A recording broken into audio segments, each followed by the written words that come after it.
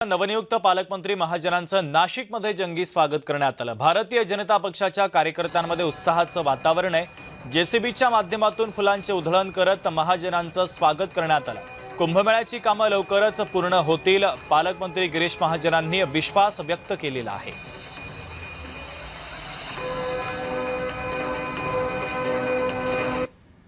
नाशिक शहर इथले सर्व कार्यकर्ते, पदाधिकारी, सर्व नाशिककर यांचे मी मनापासून खूप खूप आभार व्यक्त करतो।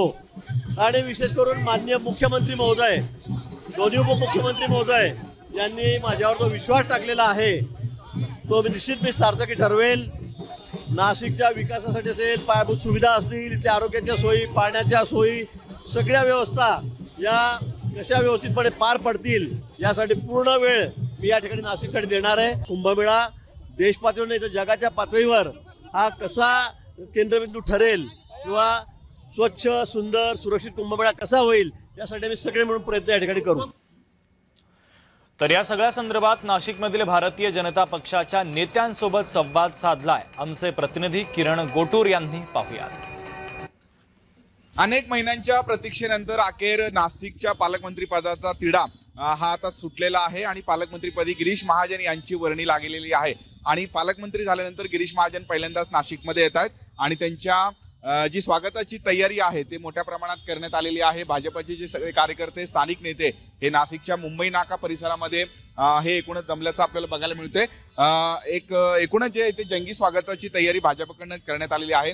अण्णा, खूप प्रतीक्षेनंतर पालकमंत्रीपद भाजपला किंवा गिरीश महाजनना मिळालं। नाशिक जिल्ह्यामध्ये भाऊनी अतिशय चांगलं कार्यकर्त्यांचं जाळं उभं केलं।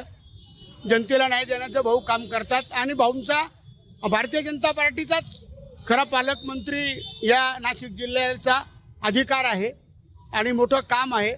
त्यामुळे आणि आज सिंहस्थ मागच्या वेळेस सुद्धा गिरीश भाऊंनीच या ठिकाणी सगळं नियोजन केलं आणि आता सुद्धा गिरीश भाऊ या सिंहस्थ कुंभमेळ्याचं नियोजन करतायत आणि जिल्ह्यामध्ये सगळ्यांना न्याय देण्याचं काम करतायत।